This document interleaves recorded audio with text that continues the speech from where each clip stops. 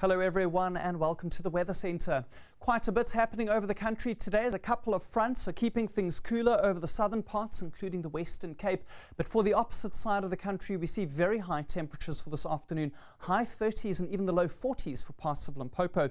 Between these two areas, we have a region of strong winds affecting the central interior of the country with wind speeds between 40 and 50 kilometers per hour for this afternoon.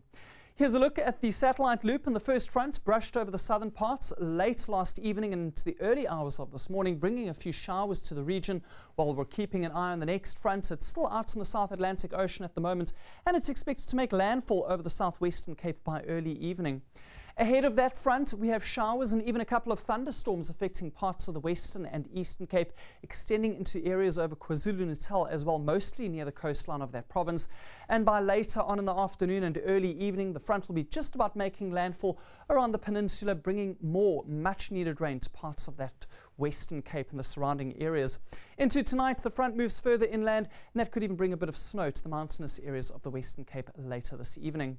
The rainfall map shows the showers and thunderstorms possible over the southern interior of South Africa, extending towards the coastline as well. And we also see a few drops into parts of KZN. For the Western Cape, a very good chance for rain later on with the second front moving through, a 60% chance, especially for the mountainous areas near the western coastline. A quick look at the alerts, and there is a warning in place, mostly due to the strong winds over the interior for the possibility of runaway fires developing. That includes the Free State all the way through to Limpopo and the northwest, so dangerous fire conditions exist over those areas for the remainder of the day.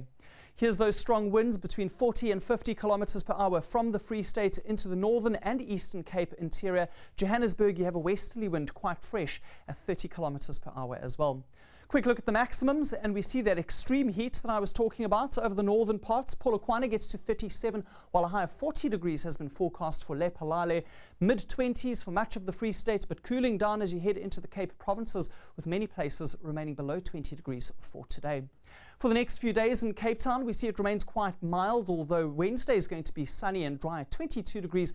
Another front on Thursday brings more rain to the city, but closer to the weekend, things clear up and temperatures will start rising. Tuesday for the rest of South Africa will be mostly sunny for the interior, while the coastal areas of the country could still experience a few showers.